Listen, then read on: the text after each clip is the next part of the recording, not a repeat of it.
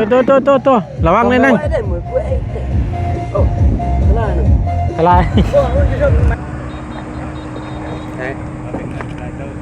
เมนซาไปล้านเด้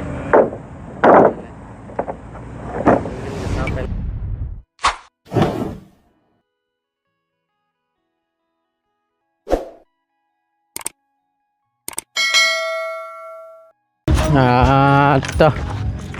มาแล้วพี่น้องเลยป้าหอยขวัดละโค้งพุ่นเลยนี่เนาะห่อนจับพบเมาจะได้พี่น้องเลยเอากราบทักทายสบายดีและสวัสดีกันตอนยามแรงๆเด้อพี่น้องเด้อกะ3 โมงปลายแล้วเนาะกะสีค่ำแล้วล่ะพี่น้องเลยผู้ที่ไม่เพิ่นก็มาฮอดจอดถึงทางนั้นก็เซ็กอยู่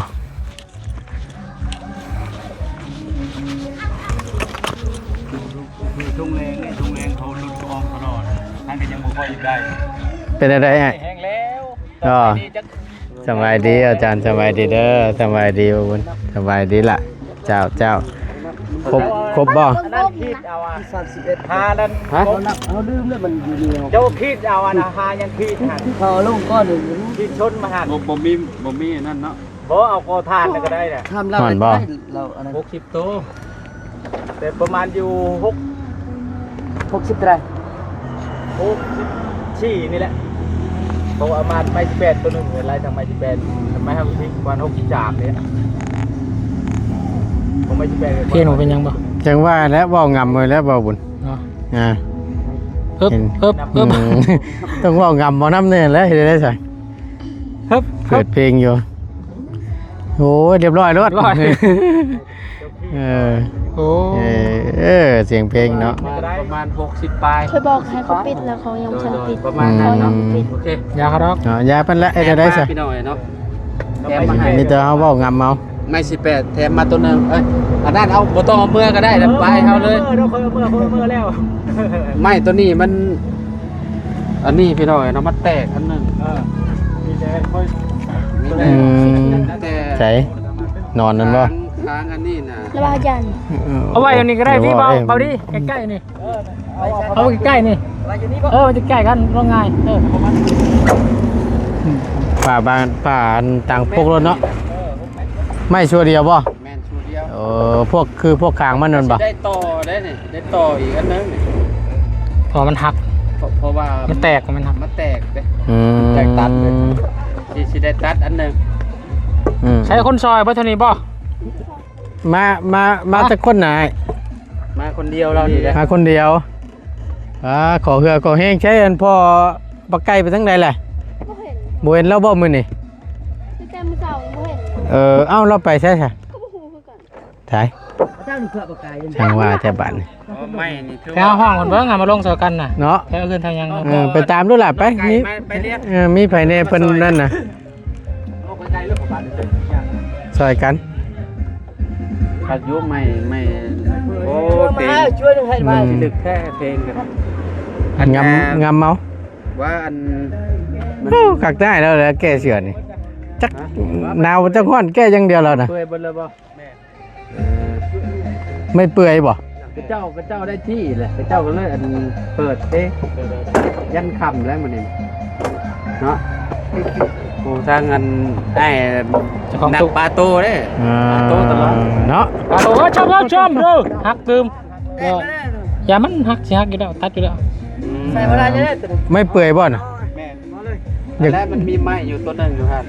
เด็กลงได้ไม่เปื่อยเดี๋ยวครับสิให้เล่าอันนั้นคิดอันเงินออกเพราะว่าตัวนี้มันใส่งานบ่ได้เด้มีแต่ให้เล่าอันหักตัดเงินออกพูดเอาไปปลาอยู่ถึงพี่น้องเพราะว่าตัวนี้มันใส่งานบ่ได้แหละแม่นโทรไปอันให้เพิ่นคิดครับมาส่งคือแม่นเดี๋ยวเขาสิเอาไม้ตัวนั้นอยู่พุ่นอันนึงเส้นนึงอยู่หั่นมาต่อกันอยู่เพื่อนน้องอันน่ะน้องเจดีพี่น้องมันมีอยู่มาบ่ล่ะเด้ใครโยเนี่ยพอน้องไก่เห็นแล้วมาซอยกันผลสิตกเลยนั่งให้เพิ่นก็ได้ได้โดย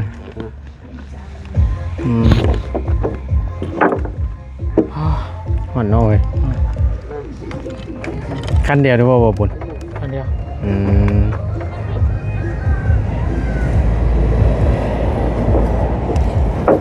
คนที่ส่งไปยังบ่มีไปทางบ้านเบิด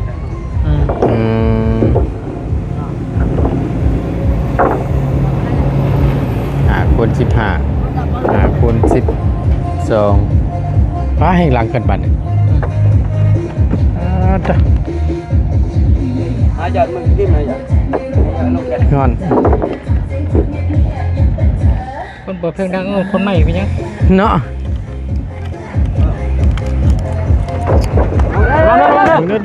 ตัวระวังเลยนั่ง อะไร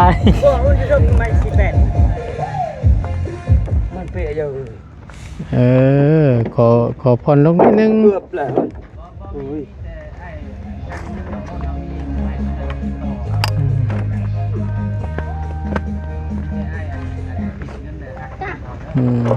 แจน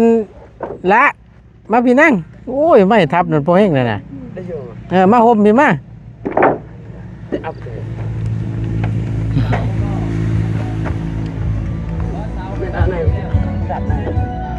เทคชื่อเด้อจำ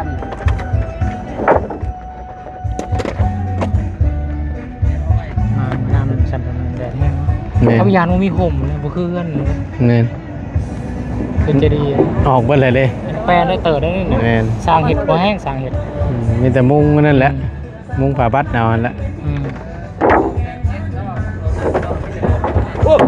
โอ้ยระวังเด้อ ลองได้ มาเอาเลยเรียบร้อยแล้วพี่น้องโทรหาอ้ายไปแล้วว่ามีแต่ให้เราตัดต้นนั้นดอกเลย ตัวมันเสียนบ่ แม่นตัวที่มันหักไปน่ะ โคมแล้ว โอ้ยมีเฮงในบาทนี่เบิ่งโอ้ก้อนใหญ่อยู่พุ่นก้อนใหญ่อยู่พุ่น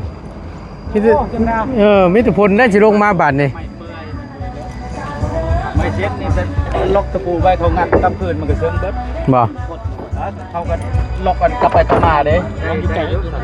เนาะออกก่อน เวลาเขาต่อไม้ดึงไม้ยาวเด้เป็นไม้ยาวเด้โอ้ยลืมยังไงเขาต่อเขาล็อกไว้แล้วก็เขาล็อกปูไว้งัดไว้เมาเลยชัดเท่าเจ้ามีนอนกันเลยเสียงเพลงเนาะที่เป็นจังได๋แล้วเนาะจักสิได้อยู่บ่เด้ติดลิขสิทธิ์ประจักษ์ กวบกันมาเฮาฟังตัวนั้นเอาอันอยู่เพื่อนจะดีอันนั้นต่ออันนึง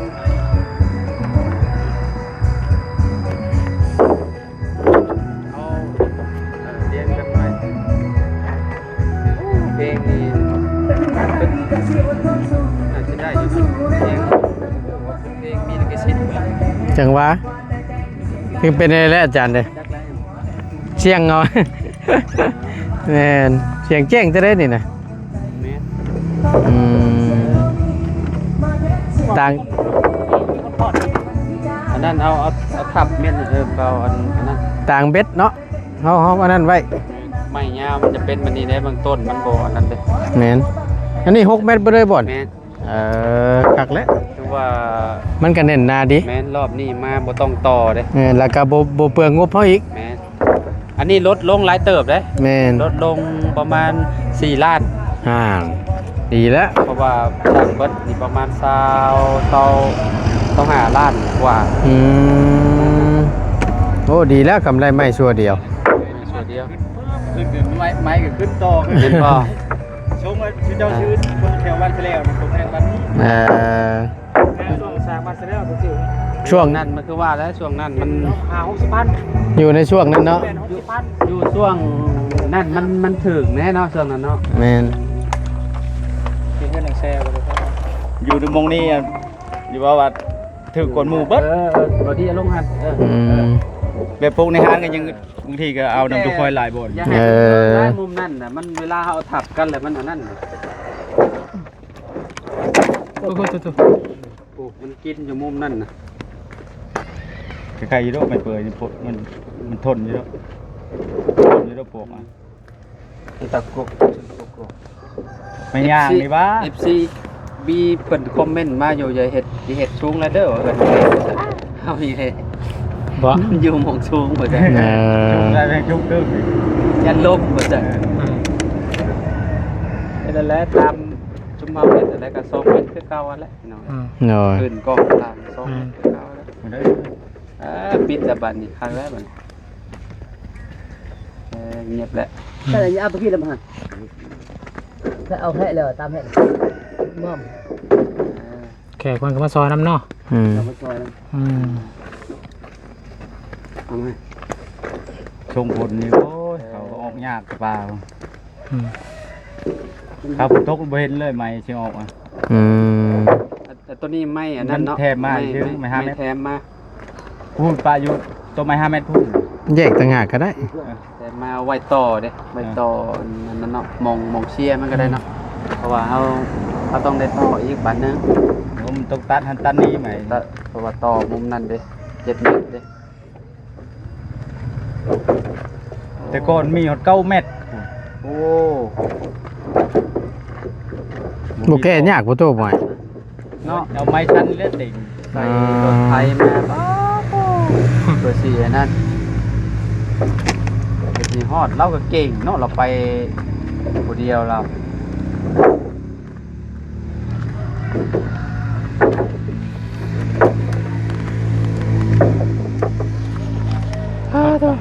ใครแน่หน่อยนึงอาจารย์เด้ เบิ่งบ่บุญ ไม่ได้เลยเรา ว่ามันก้อนใหญ่อยู่ผม โอ้ ห่อนแต่ได้พี่น้องไง คือว่า เก็บจอกกันมันนี่ มารอบนี้ครบแล้ว บ่ได้กิน มันมีแต่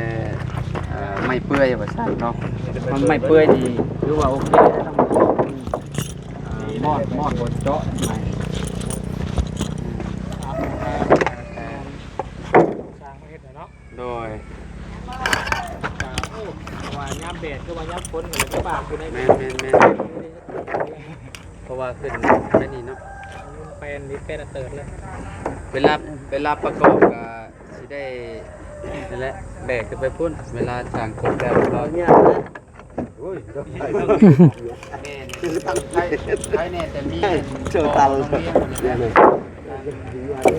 ไอ้ดีบัดนี้ยังไงยังซอยแล้วจะไป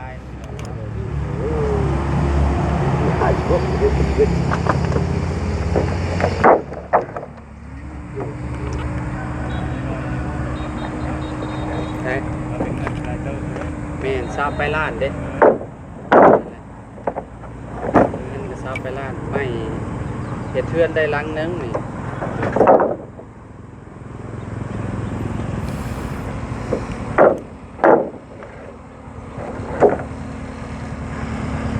เฮ็ดดิบนี่ก็แพงกว่าอีกเนาะ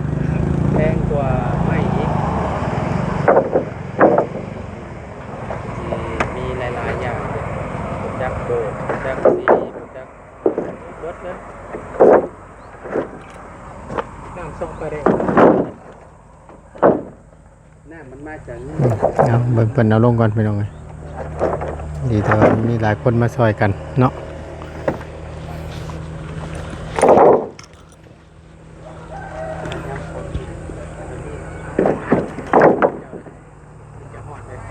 ธรรมชาติอยู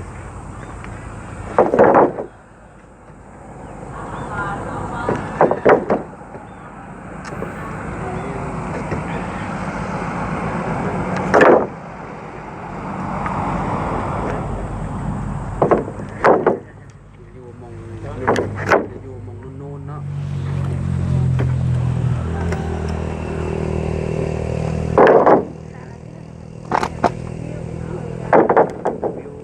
ร้องเรื่องอ่ะ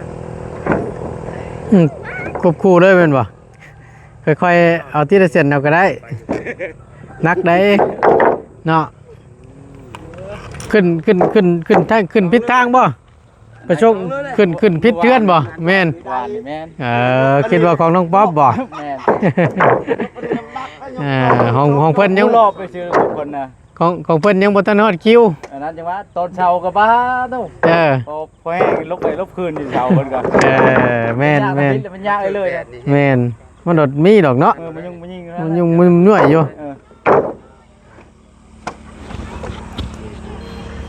ไปหอดจราจรแขวงกินนี่ เจ้าบ่เปลี่ยนก็โอ้ อยู่ไสน่ะ รถเพิ่นมา อยู่ไสน่ะ อยู่ผู้นี้บนมันมึงแสน อ๋อเพิ่นตั้งร้านอยู่นั่นบ่ แม่น อืม พอดีเจ้าของเพิ่นมาไม้ไผครับไม้ต้นรถนั่นแหละไป เออใครอยู่เนาะ ไม้ไผเด้ไม้ควรรถจอดราเนี่ยมาบิน อ่าโชคดีไปเนาะ ไปอย่าเป่าอีก เนาะใช้เกินครบเบิดแล้วบ่เบิ่งเก็บเจือเบิ่งดูโคตรตายสูดไว้ส่วนใดส่วนหนึ่งน่ะเนาะแล้วอีกตัวหนึ่งมานั่นอีกนี่แหละ เบิดแล้วบ่อาจารย์บัดนี้เบิดแล้ว เบิดแล้วครบแล้ว ครบแล้วบ่ โดย เอ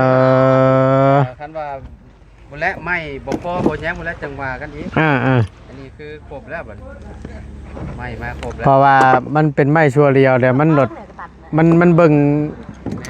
มันน้อยเดียวนึงเนาะ แม่น ว่าง่ายๆมัน ไม้มันยาวเลย แม่นไม้มันยาวมันถึงชวนไปเลยเห็นนะ รอบก่อนน่ะประมาณ80ไม่5คูณ10 แต่รอบนี้เนี่ยลดลงมาประมาณเหลือ60บัดนี้ งาน 60 เซน โอ้คักแล้วใช่ แล้วก็ไม่ค้างน่ะมัน6อันน่ะเม็ดเด้ เอ ก็สิ อ ได้อยู่12นี่ มันลดค่าใช้จ่ายลงหลายอยู่ ก็12 เซนบัดนี้ก็ลดลงมาหลายเติบ ดีแล้วได้ไม้ชัวเดียวนี่ ไม่48ก็50คือเก่าแหละแป้นก็50คือเก่า หนึ่งมานี่แข็งแห้ง โดย เพราะว่าไม้มันโมเมนต์ไม้ต่อ มันโตแล้วไม้มันบุรีแล้วมันบ่มีบัด เอา เป็นไม้ยาวเลยนะฉะนั้นแล้วมันชั้นซะอยากได้ชั้นบุรีมันบ่ได้บาท แมนที่แรกเฮาเฮ็ดนี่เฮือนเป็นตู้เพิ่นอายุ6 ปีอยู่บ้านเทิมใหญ่น่ะกับพรานน่ะช่างเอาแบบที่ละไม้ชัวเรียวน่ะแข็งแห้งดี มัดไว้เนาะปล่อยมันถึงแดดมันได้มันนอนมันสิงอนห้องแงกน้องบาลีเนาะ งอแล้วนี่ บาลี คำเฮาบ่ไหวจับเจือนี่คดแล้ว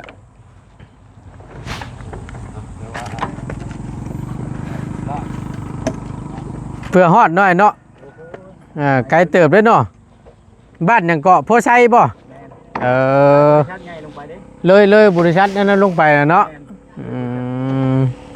เห็นอยู่ป้ายเพิ่นป้ายบ้านเพิ่นน่ะ โทรมองเดียวแล้วไม้กันมันราคาถึกไง มันไก่ได้พี่น้องเพื่อชิวันหนึ่งป้าโต เพิ่นเก็บกับทางกับพ่อพูด